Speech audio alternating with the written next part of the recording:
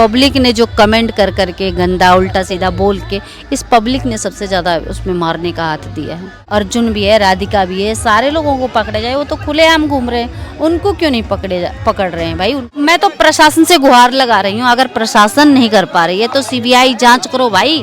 एक पति अपने पत्नी का शादी करा देता है, ये कहीं का न्याय नहीं है, ये तो सरासर अन्याय है। लेडीज को इंसाफ मिलना चाहिए, क्योंकि जो लड़की या इतने नॉर्मल फैमिली से जा करके इतने आसमान में पहुंच करके वो ऐसा हादसा नहीं कर सकती है। कानून यहाँ की बहुत ज़्यादा ढीली है, अगर कानून चाहती ना तो अब तक। नमस्कार, आप देख रहे हैं फोकट न्यूज। अभी हमारी मौजूदगी है मालती चौहान जी के घर पे, और हमारे पास में है भोजपुरी फिल्म इंडस्ट्री की एक बहुत ही अच्छी जानी मानी एक्ट्रेस अनीता मिश्रा जी। मैं ज़रा बात करना चाहता हूँ, यहाँ पे मालती चौहान जी के घर पे आई हैं, इनको श्रद्धांजलि देने के लिए मैं 2 शब्द बात करना चाहता हूँ।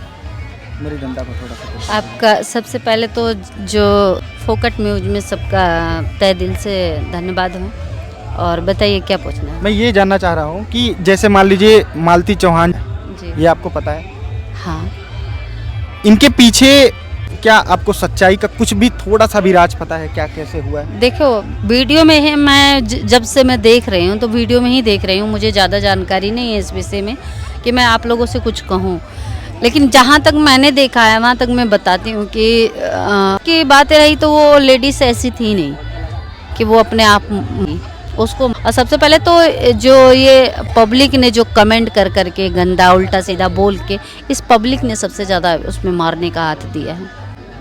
उनको मतलब हाथ कर दिया, टॉर्चर कर दिया। वो डिप्रेशन में इतना हो चुकी थी ना कि वो अपने आप को संभाल नहीं पा रही थी, और इस बीच में अब पता नहीं भगवान जाने किसने क्या किया है। और एक चीज जरा मैं जानना चाह रहा हूँ, रात में 12 बजे एक पति अपने पत्नी की शादी करा देता है, ये कहाँ तक सच है?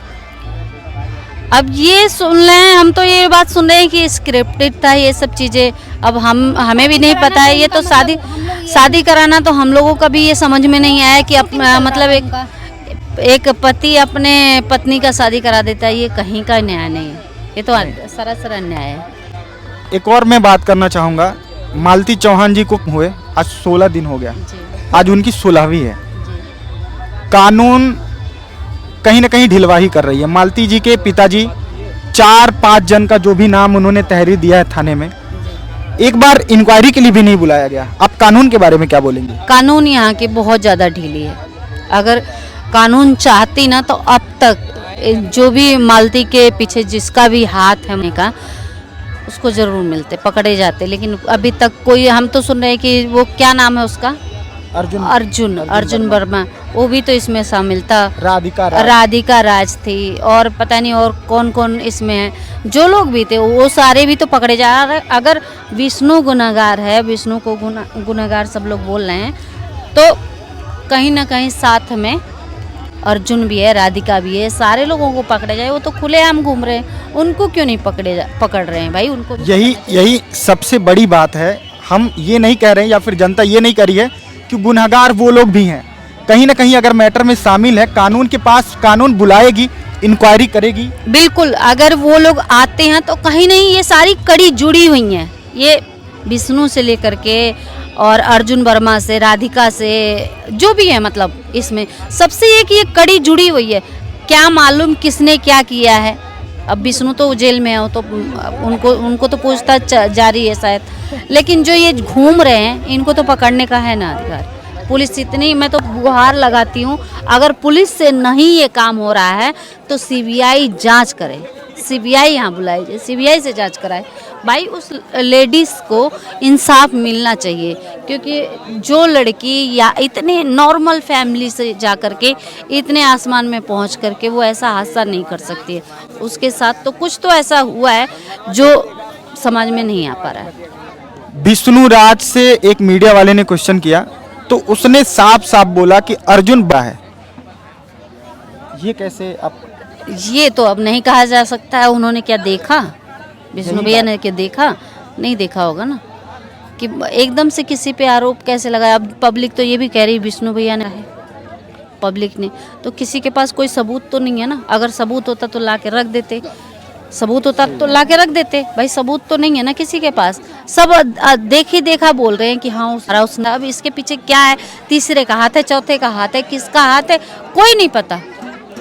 इस बीच में कोई भी मौका का फायदा उठा सकता है। और एक चीज और मैं पूछना चाह रहा हूँ जो कि मुझे खुद को पसंद नहीं आ रहा है, मालती चौहान जी के घर पे उनको श्रद्धांजलि देने आए हैं लोग, एक बहाना है। इनके घर पे इतना उद्यम मचा रहे हैं, एक पिता जो रो रो के हाथ जोड़ के रिक्वेस्ट कर रहा है कि आप आराम से रहिए, श्रद्धांजलि दीजिए, शांति से रहिए, यहाँ पे इतना उद्यम मचा रहे हैं, उनके लिए आप क्या कहेंगे? उनके लिए बस यही हाथ जोड़ के रिक्वेस्ट कर रहे हैं कि भैया एक बूढ़े उस बाप को देखो जो अपनी, मतलब कहते नहीं है कि माँ बाप को बच्चे अगर करते हैं तो बहुत सुकून मिलता है कि माँ बाप को बच्चे ने किया, अब वो माँ बाप अपने बच्चे को कर रहा है तो वो कितना बड़ा कलेजा अपने पत्थर रख करके। और इस जनता से भी हाथ जोड़ के रिक्वेस्ट कर रही हूँ कि आप लोग आए हो तो आराम से रहो, आराम से पियो खाओ, और जो भी आपको जो जुड़ रहा है बन रहा है वो दीजिए, और उनकी आत्मा को प्रार्थना कीजिए कि शांति मिले बस। देखिए कहीं ना कहीं मिश्रा जी भी यही कह रही हैं कि जो इनके साथ में हुआ है गलत हुआ है, और कानून को इसमें अगर आपसे पुलिस प्रशासन से कुछ नहीं हो पा रही है तो सीबीआई जांच बैठाई जाए और मालती चौहान को न्याय मिले।